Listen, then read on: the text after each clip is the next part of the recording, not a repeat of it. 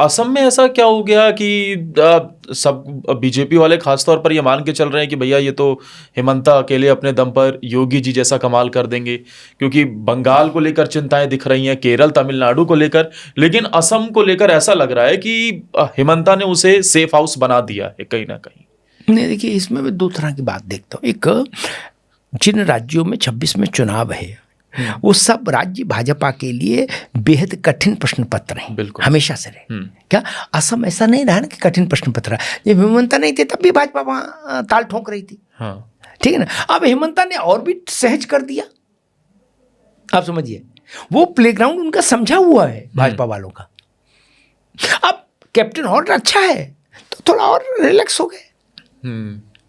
और जब चुनाव आएगा तो दो रैली अमित शाह करेंगे, दो रैली योगी जी करेंगे और दो रैली प्रधानमंत्री करेंगे, बाकी हिमंता हैं। और वो मानकर चलते हैं कि माहौल बन जाएगा। और कांग्रेस के पास कोई वैसी लीडरशिप, तरुण गोगोई तो अब है नहीं। हाँ। गौरव गोगोई और तरुण गोगोई बहुत अंतर है। हाँ। जमीन आसमान का। तो असम में वैसी लीडरशिप अब किसी के पास नहीं है जिसके पास दशकों का एक विश्वास असम का हासिल हो। तो भाजपा को कंपैरेटिवली स्वाभाविक तौर पर लगेगा कि असम हमारे लिए थोड़ा कूल है। अब आखिर में सर बंगाल समझते हैं जी, सबसे बड़ी अग्नि परीक्षा है, क्यों और इस बार आप बंगाल में किस तरीके के बदलाव खासतौर पर SIR के बाद आपको नजर आ रहा है? मुझे लगता है कि सब कुछ इस बात पर टिकेगा कि जो SIR के बाद जो लिस्ट फाइनल आएगी वोटर्स की, अंतिम मतदाता सूची, उसका जमीन पर क्या अंकगणित है। अंकगणित मतलब कि जो वोट कटेंगे, जैसे उत्तर प्रदेश की अभी एक संख्या आई है कि लगभग 2.5-2 करोड़ लोग वोटर कम हो जाएंगे। उसमें जो मृत हो गए वो तो चलो छोड़ ही दीजिए, लेकिन जो डबल और धन फंद वाले हटेंगे वो किसके वोटर थे ये देखना जरूरी।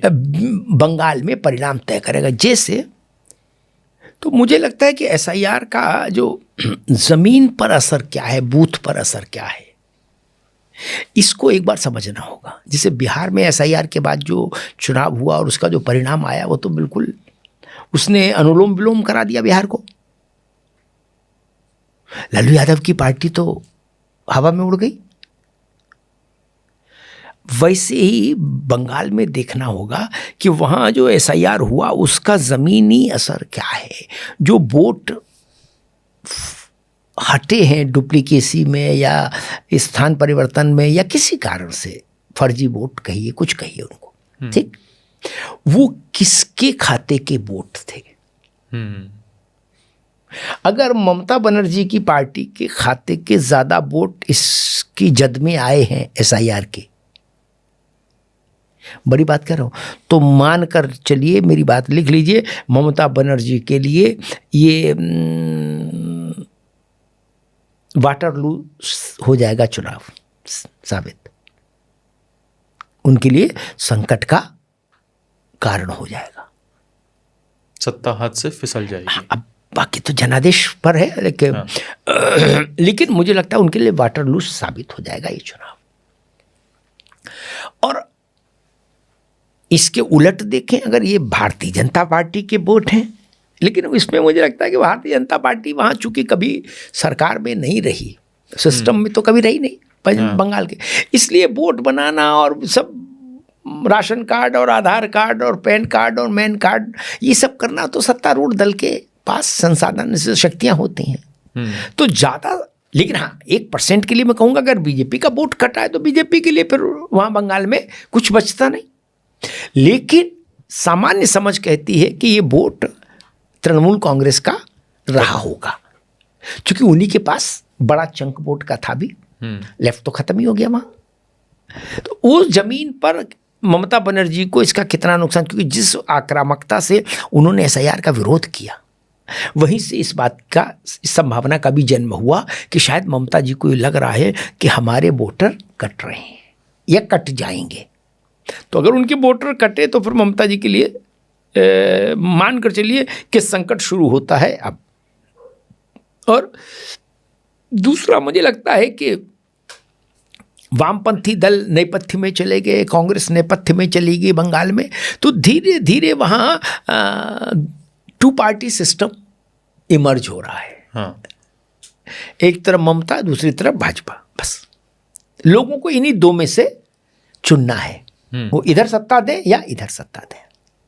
और जैसा मैंने पहले कहा था कि पिछले चुनाव में 58 लाख वोट्स कम थे बीजेपी के तृणमूल कांग्रेस से, तो बहुत अंतर नहीं बचा। ऐसा नहीं कि तृणमूल तक भाजपा पहुंच नहीं पाए, इतनी दूरी नहीं है। तृणमूल यहाँ है तो भाजपा यहाँ पर तो खेल ही रही है, कान के आसपास, इतने पास पहुंच गई, इतने पास पहुंच गई। अब एक उछाल भाजपा का भाग्य बदल देगा पश्चिम बंगाल में। अब वो उछाल कब मिलता है उसको, ये जनादेश का विषय हो गया। लेकिन अब भाजपा उस स्थिति में वहां है कि वो सत्ता की स्वाभाविक दावेदार मानी जा रही है बंगाल में। बंगाल जैसे राज्य में सर फिर योगी जी जैसे नेताओं का क्या रोल होता है? 31% 2011 की जनगणना के हिसाब से तो करीब 28-29% है, लेकिन अब ऐसी खबरें आती हैं कि 35% के आसपास मुसलमान हो गया है। और क्या ये हुमायूं कबीर जैसे जो लोग खड़े हो रहे हैं, क्या ये ओवैसी वाला रोल कुछ अदा करने वाले हैं? चर्चाएं तो हो रही हैं। हुमायूं कबीर जो बाबरी मस्जिद का मसला जो हम लोग पहले चर्चा कर रहे थे, वहाँ खेल शुरू किए हैं, उसकी सबसे सरल और सबसे बृहद व्याख्या यही हो रही है पश्चिम बंगाल में कि ये ममता बनर्जी को राजनीतिक नुकसान पहुंचाने की कवायद है। हाँ। कुछ लोग ये कह रहे हैं कि हुमायूं कबीर को परोक्ष रूप से दूसरे खेमे से आशीर्वाद भी प्राप्त के ठीक है, जैसा आरोप ओवैसी के लिए लगता है। अब चूंकि बंगाल में भाजपा और तृणमूल के बीच में बहुत फासला नहीं है, इसलिए हुमायूं कबीर अगर थोड़ा बहुत भी खेल कर गए तो परिणाम बदल सकते हैं। और मुझे लग रहा है जिस ढंग से हुमायूं कबीर को वहाँ समर्थन मिल रहा है मुर्शिदाबाद और उसके आसपास के जिलों में, वो ममता जी के लिए अलार्मिंग है। हाँ। अब वो वोट में कितना तब्दील होगा, नोट में तो तब्दील हो रहा है, नोट तो आ रहा है वहाँ मस्जिद के लिए, ईंटा भी आ रहा है, नोट भी आ रहा है, और टी शर्ट भी बिक रही है बाबरी मस्जिद की। वोट कितना उसमें कन्वर्जन होगा वोट में, ममता जी का भाग्य का निर्धारण वहीं से हो जाएगा। अगर मुसलमानों में मुर्शिदाबाद ने हुमायूं कबीर, अभी मुसलमान का मतलब 100% ममता बनर्जी के पास वोट, ठीक। हाँ। अगर उसमें 10-15% की डेंट भी मार पाए हुमायूं कबीर, तो तृणमूल कांग्रेस के लिए वो बिल्कुल मतलब भरी दोपहरी में अंधियारा जैसी स्थिति हो जाएगी कि दोपहर के 12 बजे अंधकार छा जाए। अगर ममता बनर्जी के सबसे मजबूत वोट बैंक में सेंध लगा दी तो मुश्किल हो जाएगी। और योगी जी का रोल? देखिए, योगी जी का तो देश में मेरे ख्याल से ऐसा कोई इलाका नहीं है जहां के चुनाव हो और योगी आदित्यनाथ की पुकार नहीं हो, कोई इलाका नहीं। क्या बंगाल, क्या तमिलनाडु, क्या त्रिपुरा, क्या आंध्र प्रदेश, क्या आसाम, कोई इलाका बता दीजिए। त्रिपुरा में भी सबसे ज्यादा सभाएं उन्होंने की थी, बताइए। सामान्य रूप से देखिए तो उत्तर प्रदेश के मुख्यमंत्री के त्रिपुरा में क्या लेन देना, इससे पहले के मुख्यमंत्री तो त्रिपुरा नहीं जाते थे कभी। इसलिए योगी की जो स्वीकार्यता है और जो पॉपुलैरिटी है, वो मैंने शुरुआत में इससे कहा था कि योगी जी भाजपा की समवर्ती सूची के नायक हैं, वो स्टेट सब्जेक्ट नहीं केवल। हाँ। इसलिए जहाँ भी चुनाव होगा वहाँ योगी जाएंगे, और जहाँ चुनाव थोड़ा इस मिजाज का हो जाए जैसा बंगाल का मिजाज हो रहा है कि बाबरी मस्जिद बनाएंगे और एक पोलराइजेशन, एक हिंदू वर्सेस मुस्लिम या मुस्लिम वर्सेस हिंदू, तो वहाँ तो आप जानते हैं कि सबसे मजबूत आवाज योगी की गूंजती है। उतना साफ कोई दूसरा बोल ही नहीं पाता। हाँ। बटोगे तो कटोगे, इस नारे ने हरियाणा से लेकर और महाराष्ट्र तक चुनाव पलट दिया। शरद पवार से जब पूछा गया महाराष्ट्र के चुनाव के बाद कि आप इसको कैसे एनालाइज करते हैं, तो मालूम उन्होंने क्या कहा उन्होंने कहा योगी जब तक महाराष्ट्र में नहीं आए थे कैंपेन करने, ये कौन कह रहे हैं? शरद पवार, जिनको 50 साल का भारत की राजनीति का अनुभव है। प्रधानमंत्री छोड़कर देश के हर महत्वपूर्ण पद पर रह लिए। सिर्फ प्रधानमंत्री नहीं तो नहीं रहे, बाकी तो सब पदों पर रह लिए। उस व्यक्ति ने कहा कि जब योगी जी महाराष्ट्र में प्रचार करने आए तो उनकी 4 रैलियों ने महाराष्ट्र का चुनाव पलट दिया। ये भाजपा वाला कहे तो उतना महत्वपूर्ण नहीं, शरद पवार कह रहे हैं कि योगी, ये ड्यू टू योगी है, ये योगी इफेक्ट है जो परिणाम आया। हरियाणा में भी यही हुआ था। तो जितनी साफ गोई से और जितनी प्रतिबद्धता के साथ बिना लाग लपेट के योगी अपनी बात कहते हैं, दूसरे लोग नहीं कह पाते ना।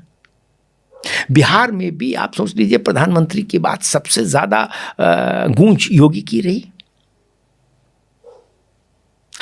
हर उम्मीदवार चाहता था कि योगी जी आ जाए एक बार हमारे यहाँ, और उनका सक्सेस रेट भी 88-89% गया। हाँ, जहाँ चले गए वो जीत गया आदमी।